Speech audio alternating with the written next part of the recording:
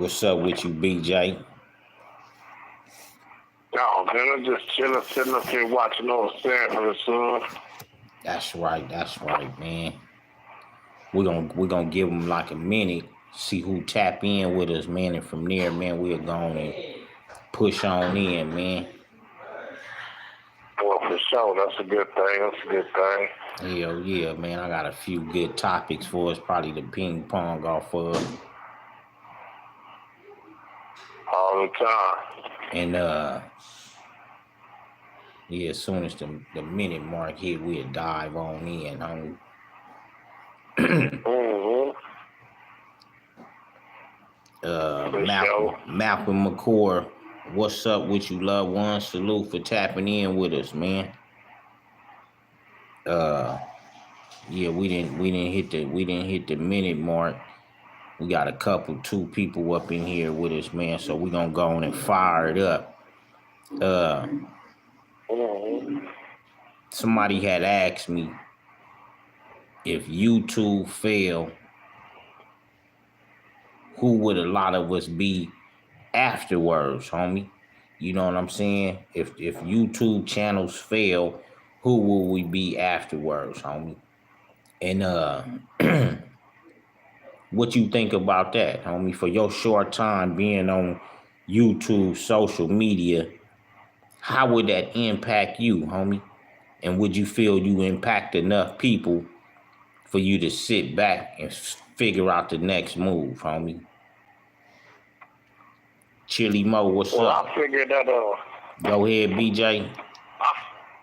I figured that, you know, first and foremost, I'm appreciative of the platform.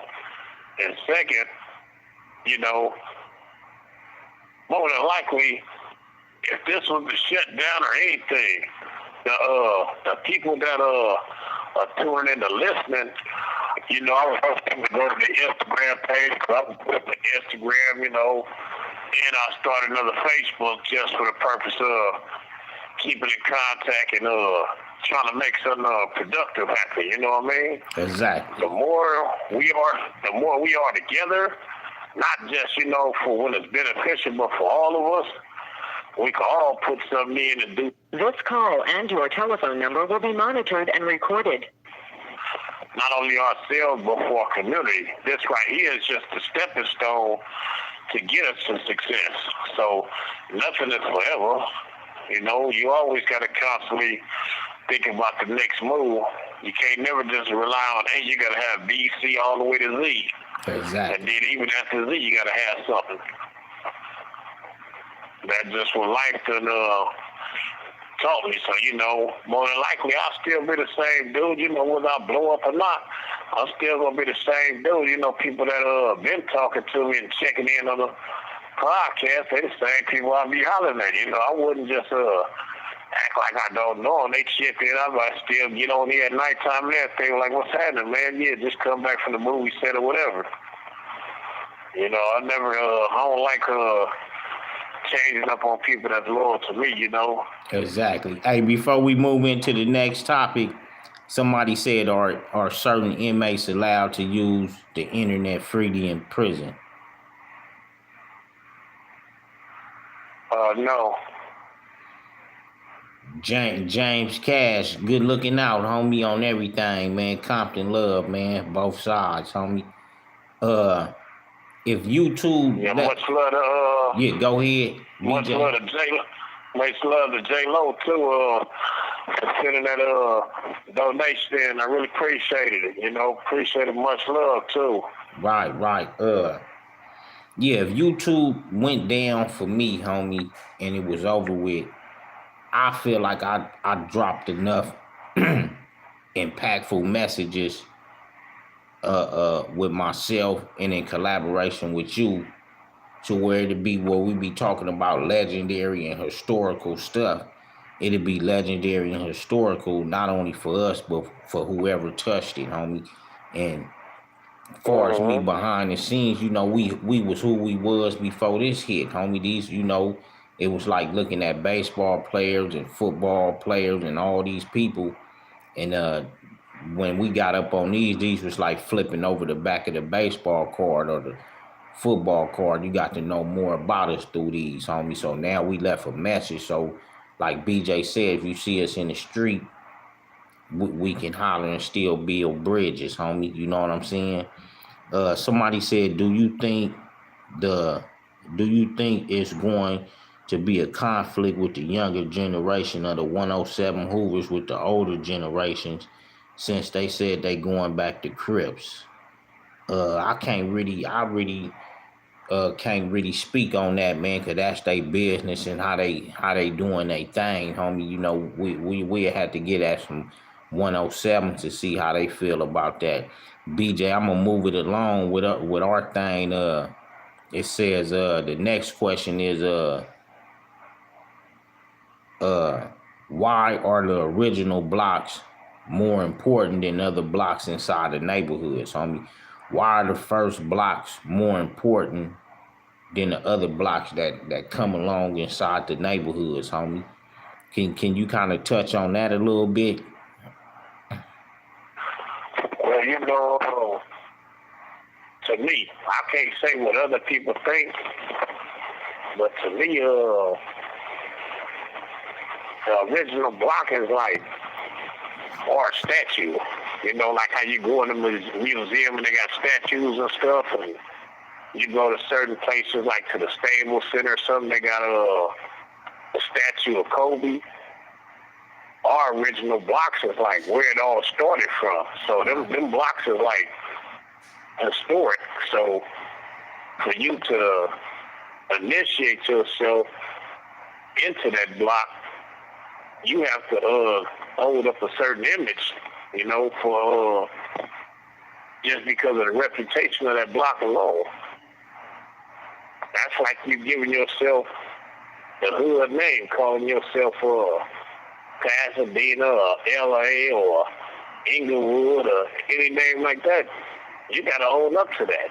You know what I mean? You can't just have a name and then you're sculpturing it, because that name is like, you know, it's what it is. It's what started the foundation. So for you to even represent something like that, you got to represent it to the right way, you know? That's just my thoughts of that. That's why some people are like that, you know? What you think about that?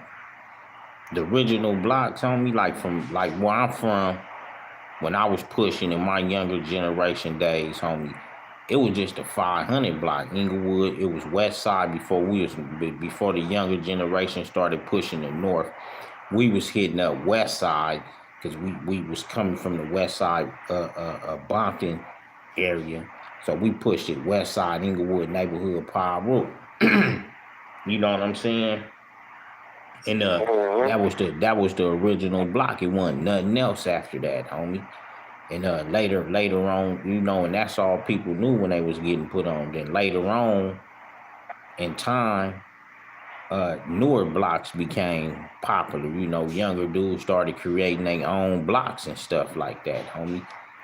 And that's where, and I guess when that happened, a lot of different changes started coming with that generation, musical, entertainment, success, and different little things, homie. So I guess when these new blocks started formulating in our neighborhood, it made it fashionable for a lot of people to want to join in on these secondary blocks outside the original ones, homie. What you think? Well, you know, I always looked at it as the newer blocks was meaning the hood is getting thicker. Right. I never looked at it as the new blocks are trying to, you know, outshine the other blocks or whatever, because I never been a block person. Right. You know, the hood is my home, no matter what block it is. And when I was coming up, we didn't really pay attention to blocks. But then, over the years, people started, you know, getting their blocks on their shirt, but in letter form. You know, I mean, not instead of in numbers, it started being in letters. It's a whole sentence on the shirt now. Right.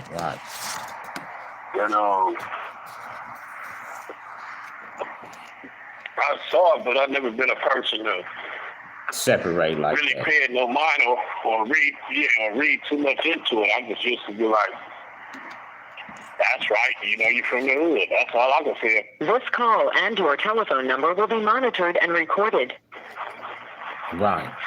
Do you think when hoods started having more blocks, it started causing more complications inside of a whole hood, like regarding the whole hood, homie? Do you think them blocks cause separation, or do it still keep it like it's the hood?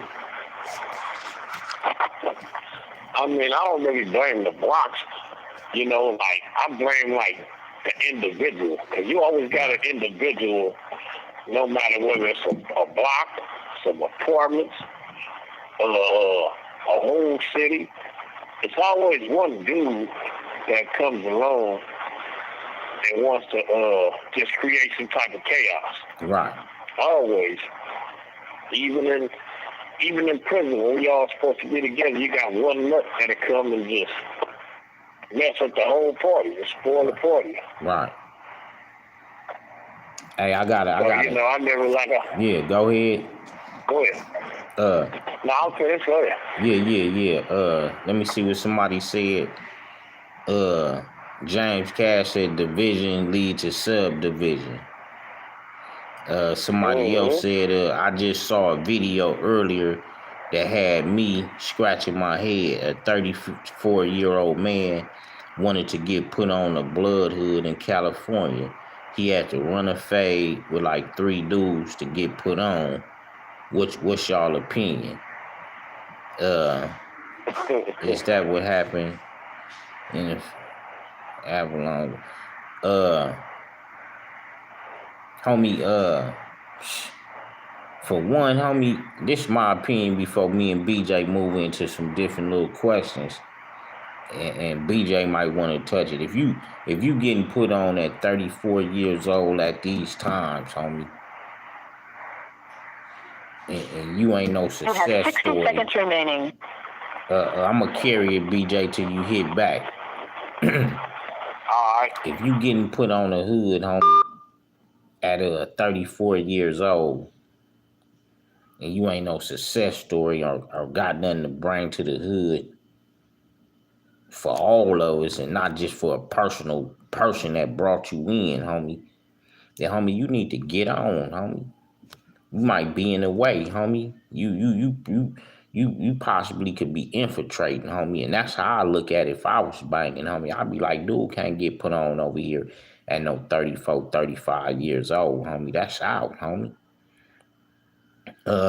Speaking of blocks, ask BJ if he know about RJ in his block, 132nd Street in his turf. I'ma ask him when he tap back in. For real, homie, wasted space, homie.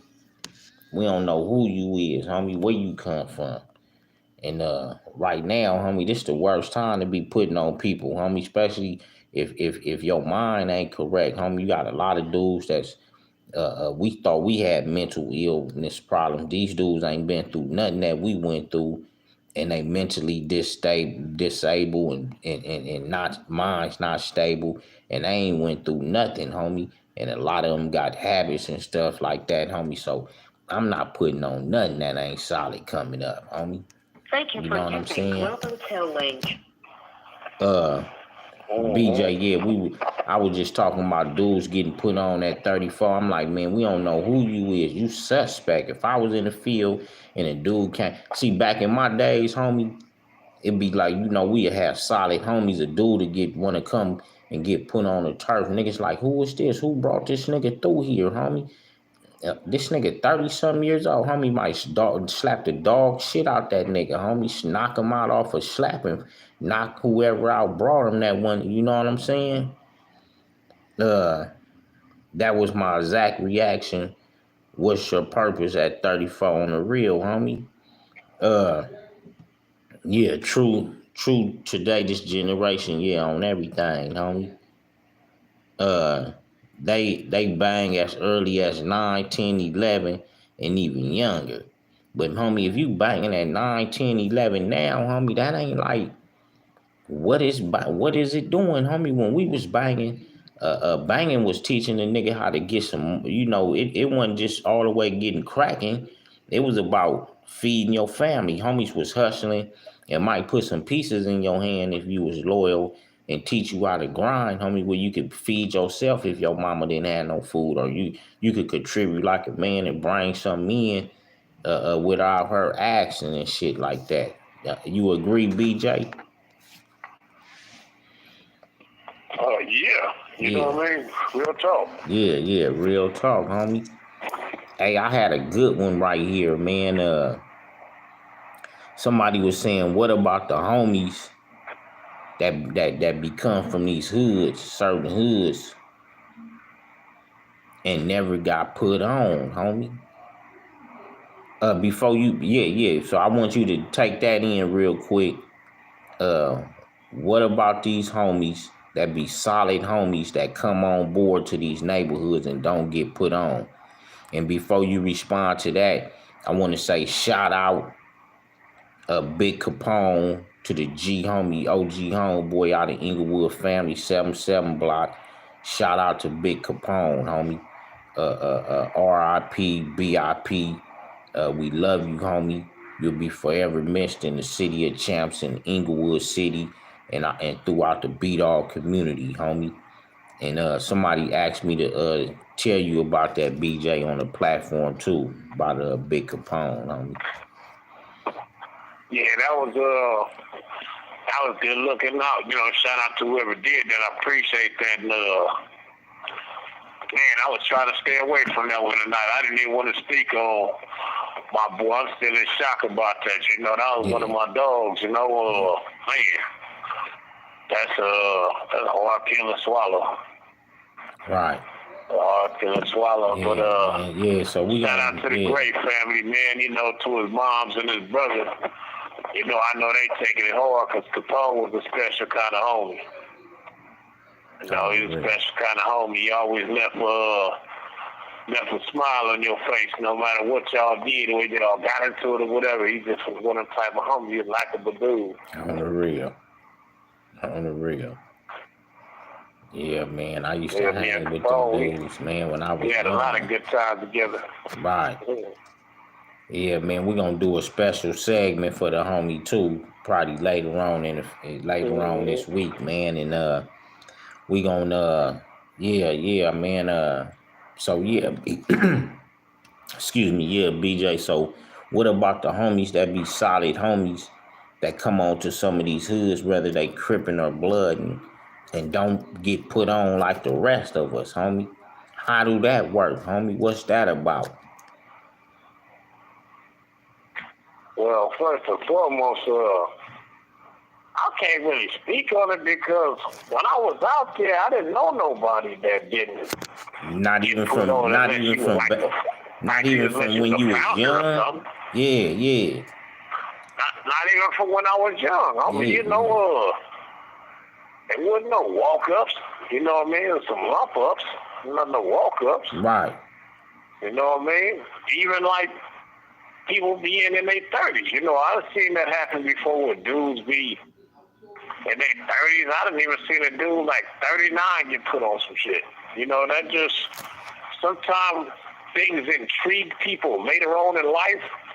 And sometimes people that had a chance that we had. You know what I mean? Some of us, we got in gangs young because we was in the streets. You know what I mean? That was our lifestyle. And some people, you know, when they got out of school, that's when they was able to maneuver around on their own. And I guess they felt they missed out on something. I don't know. You know what I mean? But whatever their choice was, I look at it like, you know, that's your choice.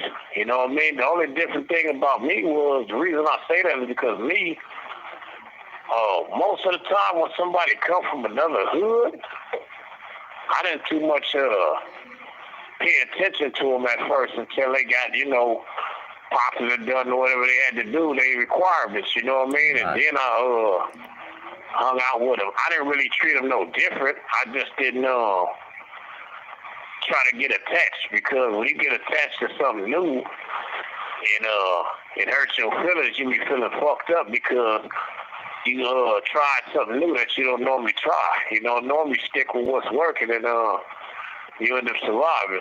Right. Yeah, but that's Yeah.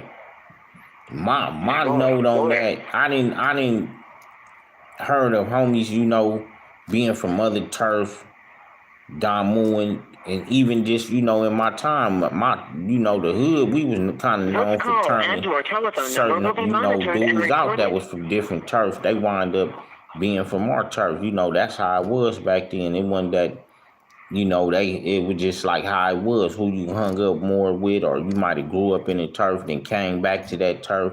It was different things, homie. But I don't look at it like dudes just came on the turf and just walked on, because I look at it like even if you came on like that, you still had chunkums, homie. You know, you still might have got down with all of us, or a gang of homies from your turf and different like that. So you still went through a courtation of this, homie. You know, that's just my opinion. You know what I'm saying? And then you know what else too? Like sometimes people gotta look at it like this, you know. Say he come from another Damu hood. Right. Most of the time, like I see situations like that happen, right? Right. And most of the time it's like you didn't have to get put on, because once you got put on blood, you was already a blood. Exactly. You know what I mean? Especially And some homies, they didn't go to another hood like they ran off or something like that, or got beat up and went to another hood. They just like their family might have moved over here to this neighborhood, and they still from where they from, but they over here kicking it in this hood, and they get considered from both hoods. You know what I mean? And then, instead of choosing one, they end up getting both hoods tatted on them. Like, you know, one of them had his hood, and the other one had his hood to show their unity to the whole core. You know what I mean? Right. That's just how things was here. You know, now things be a little different. Some homies tripping, other homies, all that old stuff, but back then it wasn't none of that, so didn't nobody pay no mind. You already had got put on. Right. You coming to the hood with just like a... This call and your telephone number will be monitored and recorded. We might have needed your services at the time or whatever. You never know what it is. Because I done had homies that was from my hood when we was kids, and then when we got older, they was claiming another blood hood, but we was still fucking with them. Some of them, I didn't even know that they was claiming another blood hood until we went to jail. But I still was like, he from the hood, he the homie. On the real, because I know I used to push different B-Dog hoods. Like, you know, I might be like locked up or something. I might be like, nigga, this Swans today, or this hood today, or this hood or something like that, homie. I might just introduce myself as being from that hood to somebody, and they might not never know, to somebody say, nah, man, that nigga from Wookie Woo. But that's just how I felt that day, because we, like you said, we bloods, homie. You know what I'm saying? Somebody had asked about RJ from 132nd Street from APB. What about him? He rapping, ain't he? Right. I don't think if he wasn't from over there, I don't think he could be rapping, talking about it from over there. Right, exactly. Hey, another good one I felt is another good question. Let me get it right now. Somebody had asked, what was Buster Week in the county jail, homie? And I told him we won't go too deep, but what was the purpose of that? Like, why did the homies call it Buster Week inside the Los Angeles County Jail blood module, homie? What was that about? If you could briefly touch us with that on the educational tip. The best education I can put on to it is I'm gonna just say the school of training. It's a training process you had to go through at that time to graduate to the next phase. That was the best way I could put that. Right. Some people were saying that they heard Buster Week was if you had came to the module, had got like without being in activities or one participating in activities, as homies was getting rushed. Was is that true? I know you don't want to get probably want to get too in, but I just wanted to touch that last piece for him. I'm gonna say this. I'm gonna say, at that time, if you was a YG, you couldn't just go to the module because, you know, for you to represent YG, it had rules at that time, and one of them rules was you gonna do your part before you come to that module. You're not gonna just come to jail and go loaf with the homies. Right. Because I know. Yeah. You had to really walk the walk, and you had to earn your way into the blood module. Right. Because I remember when I was young, hearing like the rules and certain rules, it was like say suppose you hit the county jail, you go to one of them cells or something, or one of them dorms. You couldn't just roll it up. You couldn't just let the homies couldn't hear about you just rolled it up like you just walked out of there. They sent you out of there and you left peacefully. A nigga had to get some lumps and bruises before we got up out that joint, homie. You know what I'm saying? Or the homies was going to court and was getting rushed. We had to participate back. You know what I'm saying? So these were some of the things I was hearing about. So when I fell there, I knew the rules, homie. You know what I'm saying? I'm going to say this on that rule. I'm going to say that, and I'm saying this because I was told this several times that, when we was in the county, if the police sent you to a mainline cell and it was all Crips in there, you better take your ass in that cell. On the real. You know what I mean? On the and real. they sent you to a cell with all Mexicans, you better go up in that cell. On the real. You know, nowadays I be hearing about dudes go to the cell and as soon as somebody say this crib or this blood or whatever, they gonna tell the police, you know, I can't be up in there. You know, that was considered balling it up back when we was in there. That was considered like you rolled yourself up. You know, if you called yourself a gang member, certain things you just had to go through that trial and tribulation. You have 60 seconds remaining. BJ, you want to close it? Tattoos up under your eye and all that. Right. You want to go on close us out with something? Yeah, I just want to say peace and blessings to everybody out there, and a shout out to everybody that was listening. Cause like I said, while y'all sitting there listening, that's another live that was saved. So thank y'all, and we appreciate y'all and y'all, stay tuned in, for some more stories. We got y'all.